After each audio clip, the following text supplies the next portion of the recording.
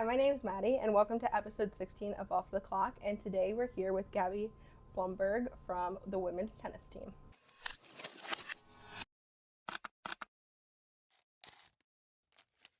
Hi, I'm Gabby Blumberg. I'm a junior, and I am on the women's tennis team. So, what originally got you into tennis? Originally, I think it's probably my dad. It was not my first love. I did not play tennis when I first grew up. I originally actually competitively rode horses up until I was, I think, 12 or 13. But then when my coach moved, I started getting into tennis because my whole family is a big athlete family, so I always had to play a sport. I just couldn't do nothing. And so probably when I was around like middle school, around like 13, 14, I started like playing tennis. I feel like growing up in Wyoming, riding horses probably isn't that uncommon. No, definitely not. It's such a country thing and the whole like country cowboy stigma really, but it's really all fun. Fun fact, we actually do have people like ride to school on horses. It's really funny. When did you realize you wanted to take tennis seriously? I think when my second year and I really wanted just to keep compete, I like knew that I love playing sports and I've always grew up and my dad was like my coach most of the time growing up. So when I really got into it and like wanting to compete at high school, I was like, I really want to do as best as I can. And I always knew I wanted to play at Division I was always like the dream. So I think since whenever I could, when I knew at least that I could do it. Growing up in Casper, Wyoming, what was the tennis scene like for you? So obviously, like, it's probably not the main sport people are playing, but what did it look like as you started? It definitely was not the scene. Coming from Wyoming, there is a little bit of not a whole lot of opportunity depending on what you do. Because I would say Wyoming's more like a football state with your like country, and we have that. The tennis scene, we had a nice group. Obviously, it was just harder to compete at a higher level, but from where I was growing, it definitely was a great atmosphere to really like do one-on-one training and not have so much of the pressure of having to be playing matches every weekend. And I am actually grateful that I got to learn and meet a lot more people outside of my state and had like the whole Wyoming tennis community with me. And I want to say shout out to one of my coaches, Josh Cossett, who really helped me out and grow my game, and Brendan Locke, who I would travel with them all the time, and that was kind of who I was like hitting with all the time. What led you to start your college career at Western New Mexico?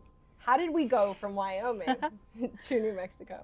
It would actually be Brendan, the guy from Cheyenne in Wyoming. I have known him since high school, really, and I would always come down in the summer and train with him, and Josh, our coach. And he actually recommended me around my senior year at high school, and he was going there, and he told me that I would be a great fit. And I was kind of new to the whole, I guess, college recruiting, and especially with COVID going on, that really was a weird time too. So he offered me, and I looked into the school, and that's how I went there. When you transferred here, did you ever question if you made the right decision? Oh, 100%, all the time. I just didn't know whether this would be the end of my tennis career. I went to my first school, it wasn't a good fit for me, and I just didn't know where I was at a level of tennis and where I could be, and honestly, I was questioning myself a lot during that time, honestly. What would the advice be to somebody who is in that same position be from you? You just have to know yourself, really. Like, if you do believe that you're in a situation that's just not fit for you, just go. Just take the leap, honestly. Take the leap of faith. Literally. And I think that sometimes it's just so much better to just do it, but do it scared, than to regret not doing it at all. And I honestly am so happy that I took that chance, because I didn't really think that I would play Division I, honestly, coming from a D2 school, really. What ultimately led to that decision to transfer, especially to St. Bonaventure? How did we even find St. Bonaventure on the map? That's really funny. Mike Bates, I would say Mike Bates recruited me. I didn't even know.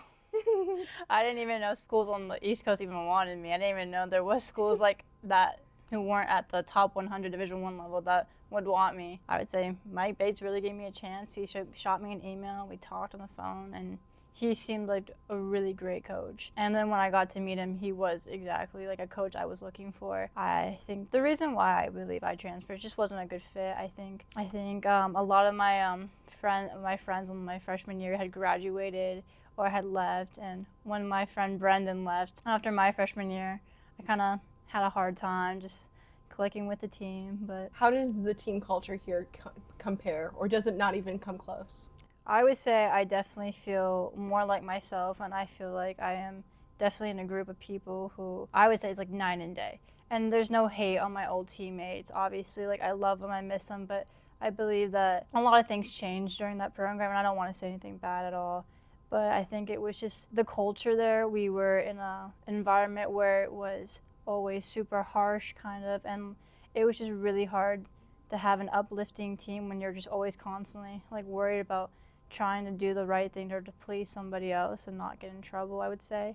And then when I came here, I had such a supportive group of girls who just loved me like almost right off the bat and like really genuinely just like showed me what it feels like to be on a team, really. So did moving from Division 2 to Division 1 challenge your confidence at all? Oh, absolutely. I think the first semester I was so scared to make a mistake on court. I was like, oh my God, I hope these girls don't think that I don't belong here, or I'm like I shouldn't be here at all. And I was petrified. And then I'd be playing matches and I was like, oh my goodness, I feel like I can't lose right now. I have to like prove I had to prove to everybody else that I belonged here, when really I just needed to prove it to myself. And even then I didn't have to prove it to anybody, really. No. Once you're on that team, everybody just, they try to make the most of it. And you see it with every team on campus. Everybody shows up, everybody's there. There's never going to come a time where you don't have somebody who has your back. No, absolutely. I 100% agree. What's something about the transition from D2 to D1 that people wouldn't understand unless they went through it themselves? That's a really good question. I would say the level of, it's just more than, it's more intense in a sense, but not in the way that's harsh environment, but more the level of from what I went from D2 to win a match is so much more than what it takes to win here, I would say. And that's what probably shocked me a lot, is like, wow, I don't have to like just like not lose a point. I have to win a point now, and I have to do these extra miles that I thought I was already doing, but now I'm like realizing I just have to put in more reps and more intensive practices, or any more like drills or feeds, like something like that I'm kind of like starting to get used to. And coming from Wyoming, did you ever feel like your path was different here compared to other athletes? I mean, we do get athletes from all over the country, all over the world. Everybody comes from a different background. You will never find somebody here that has the exact same path. But did you think maybe you faced something different compared to everybody else? Absolutely. I think coming from a small town, I really didn't know what my like path like held, and I didn't really think that I could go to Division 1. And then when I see a lot of these athletes who kind of started playing when they were younger, like went to these big academies, and I like really got serious like during my middle school, which is not a lot of time because most athletes, or like most kids like in the tennis field, they usually start playing since they can hold a racket, since they can walk, truly. And I did not play that long. I just didn't like tennis at first. I had a bad experience. I got hit in the head, and I was like, nope, not tennis, not for me. Went to a different sport, tried it again, and I was like, oh, okay, I like it. And then I didn't really take it serious, and then I did take it serious, and I just felt like I was like a late bloomer, really. What does your inner dialogue sound like during a match? What are you telling yourself during the entire match, good or bad? I try to be really good at my inner dialogue. It's probably the worst part, honestly, I would say, that I'm like really having to work on. I start off positive, it goes really well, and I'm just like telling myself like, hey, it's a mistake, it's 1 point, move on, next thing, try to move in with it. But sometimes I'll just be cussing, if I'm being honest. I will just drop an F-bomb, or I'll mumble, because if there's a ref, obviously I'm not trying to get a violation or anything like that. And then sometimes I'll just say something, and sometimes I think I'm funny, so I'll say something like to the back of the curtain and just say something. I'm like, oh, well, what do you expect? Like, we practice on this like 2 times a week now. So how do you deal with pressure when you know your match could impact the whole team result? I kind of tell myself, I actually have it tattooed on my arm. It says "Pressure is a privilege," and it's quoted by Billie Jean King, who was also a known tennis star. And sometimes I just tell myself, like, I need to be grateful for the opportunity to be in a pressure-like situation, because, like, what an opportunity it is to be an athlete. What an opportunity it is that I get to play Division I tennis. And, like, when I have that pressure, I have to tell myself, like, you got yourself in a position where you're in this chance of, like, winning. Like, yeah, I could lose, but, like, I made myself get into a position where I have a chance at least. So I try not to think too much of the what ifs, because there's so many what ifs, and you can never account for it, and you just have to focus on what's happening now, what are the facts, and then the facts are I am here right now. What's something tennis has taught you about yourself that was highly unexpected? I think I'm like really gritty. I would say I may not be pretty, and I think that as long as I'm in, I will just do something. I will be trying to make as many balls as I can. I will just be out there as long as I can. It won't be pretty. I won't say pretty things, but I'll be out there and I will be like fighting. And I think I'm gritty. I'm a fighter, I would say. Why do you still play tennis after all these years, after all the ups and downs? What keeps you going, especially at this level? Like you mentioned, your dad obviously is a big part of why you do what you do. Mm-hmm. But every day, day in and out, is it your parents that keep you going? I would say I definitely rely on my parents, like especially on my dad, more just the relatability, because he played college tennis growing up too. And so I think I just was always loving sports, and I just always wanted to do the best that I could. And I always think of like each year but I just think it's a new challenge. So my freshman year, I did horrible, but then I kind of like the comebacks. I like kind of coming to being the underdog, and like I have the summer, I'm going to do my best and I'm going to go out. And I think that's what keeps pushing me, is that I have so much room for improvement that I need to leave it all on the table, especially coming in my senior year. I have to go out with a bang. What does growth look like for you right now beyond the wins and losses? I think growth right now is just knowing that what I like set out to achieve right now is like what I want to accomplish. So like right now, I would say obviously is to get more wins. And I think I had that goal of just like, oh, I want to know I can compete at this level. Want to know I can win at this level. And I did. I've had a few wins, which I'm very grateful for. But I think now what the growth now is, how do I keep continuing that and not making some mistakes that I've been having lately, and like wanting to be the best I can be, especially during my senior year. I really want to go out with a bang. Have there been moments where you felt overlooked or underestimated, and how did you respond to those people who may have doubted you? 100%, all the time. I would say having big dreams in a small town can be quite discouraging at times, and there are some people who will support you, and I had a great community growing up. I love my family. I had the great support system, but there's always those people who are just going to doubt you, because it's like, well, you really think you're going to be good from Wyoming? Like, it's like, that's going to be really hard.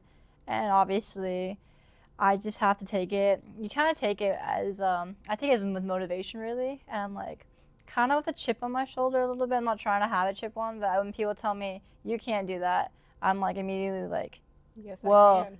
Well, like, F you. I can give a perfect example. There was the girl I played in my match today. She was telling me, well, I'm beating her and I'm sick, so it's easy. And I was like, okay, well, I'm going to make it harder for you. If not, make you at least have to work for it and make you question a little bit whether you thought this was easy. And so I kind of like get gritty, and I was like, well, I'm going to make you like hate your life a little bit if you're going to say that about me. She said she's from Wyoming, but you couldn't convince her that she's not from Western New York. That just the way that you act. I think it's just a community, really. It is. I feel like I'm definitely like it. I have the sense of it's so much like at home, where Wyoming, and I am so grateful that it's like, I would say Wyoming is such, we do not care where you're from, we don't care who you are. Perfect example, Jeffree Star. We have Jeffree Star, he has his yak ranch, and he lives in Casper. And Oh, that's right. yeah, he has his yak farm, and we love him, and he's actually, and we don't care what he does, what he's doing, what his like his ideals are, like his politics. We just simply ask if do you like, or how are you? Like, we ask everybody, how are you? And we are so. Have you actually met him? I haven't, but my friends. So he lives in Casper, and like, Right. and so we have 2 high schools, and they actually went to. So a few people actually went up to him asking him like to do for our yearbook. You buy a page, right? And he Yeah. bought like maybe a page or 2 and would give donations. And he's such a generous guy. That's the sweetest and- thing I've heard. And oh my goodness, he says he loves Wyoming just because when he, I guess from coming from California to a different state and then to Wyoming, it's like, well, what do you drive? Or what do you do for work? It's like, well, how are you? The Like people and the culture. Yeah, and I feel like coming here, I was like, oh my goodness, this is such a nice. And I came here with my parents. It's familiar. Absolutely. When I came here, like when my parents, when they were dropping me off, they said that everybody in the facility, in the building was so sweet. It was like, oh my God, I feel like home. Like, I feel like everybody genuinely just cares about me. And not saying like it's like me, but like, this is like. Everybody connects so well. And that's because there's so few of us. Like, it's like a little town. Yeah. And there's so many little towns surrounding. Most of us came from little towns. Absolutely. And so you just like continue that culture. No, I love that. I love it here. It just reminds me so much of home. It makes it being here, especially like so far away, like so much easier. What's something you're still working on mentally, emotionally, or athletically this season? I think mentally would be my negative thoughts and self-doubt. I'm still struggling with that. And I would say probably a little bit of my anxiety. I get very anxious, and I would say, thank God for therapy. Thank God I went to therapy. And that sounds horrible to say, but I am genuinely so happy that when I started going to therapy, that it really taught me how to really train my thoughts and have like a better thinking, because I would get panic attacks a lot. And I would be crying constantly. I was like, would always be doubting myself. And now I'm just like, yeah, I didn't play well today. I'm not good today, but I know what I want to do to get better. And that's. You'll be better tomorrow. Yeah. Emotionally, I gotta work on just, I think sometimes a little soft. I cry a little too much, a little bit. Sometimes I get so frustrated and I cry. So I do that. And I just like want to be more patient with myself, and I think that's like a lot. I just need to be so patient with myself and like give myself more grace, and I'm just really bad about giving myself grace. Who has been, obviously your dad, your biggest support system through all of this, and what does that mean to you? Definitely my teammates. I love them to death. They are such a blessing, and I honestly cannot thank God enough for that, because I just remember from my old school where I would be having a bad day and I'd be cheering up, but it's not the same as what my teammates did. And I can give an example where I was having a horrible practice. I was shanking balls left and right. I couldn't make it in. I couldn't make any balls in. Nothing just seemed to be working that day. And I got super frustrated and I just started crying. And I crashed out. I was crying. If not, I was either just cussing at myself. I was so mad.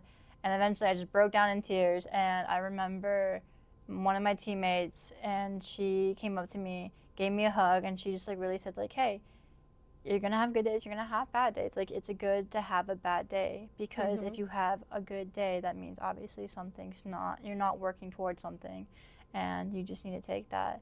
And it's good to get it out of your system, because then you know you're human, obviously. And I remember after that talk, she made sure I was okay and hugged me. And then of course the rest of my teammates who saw me crashing out, they just came up to me as well and just hugged me and patted me on the back, gave me high fives, and I was like, you're gonna be okay. It's just not your day, but you're gonna be there. What does being a student athlete actually mean to you personally? I would say being a student athlete just means just trying to juggle more things, honestly. I wouldn't say that being a student athlete gives me any superiority or any sense of well, I do more things than you. It's I just honestly think that it's a commitment. I would say it's kind of a job. I'm balancing school. I am trying to not only achieve in both my academics and athletics, and then trying to balance a social life. I think it's something I signed up for, and I'm grateful. And I would never change it for the world, but I would say it's a commitment that you make. If you could talk to your younger self just starting tennis, what would you say to her? It'll all work out. It'll all work out. Stop being so hard on yourself. It will all work out. You just don't know it yet. Yeah. Sometimes you need somebody just to look at you and be like, it'll all be okay. We did this. You don't know it now, but we did it. It wasn't a clean line, but we still did it. Nobody's is in a clean line. When your college career is over, what do you hope people remember about you? That was a good person. I just hope one thing that people can say, I don't care if they can say that I was so good at tennis, I was this in academics. I just hope, oh, I knew Gabby. She was just a good person. I liked her. not like a fake nice, just like I just like would hope that I made someone's life like a little bit easier that day or whenever, and I hope that I was just generally good to them. Well, Gabby, thank you for coming on Off the Clock today. And new episodes drop every Friday, and we hope you have a good night, guys.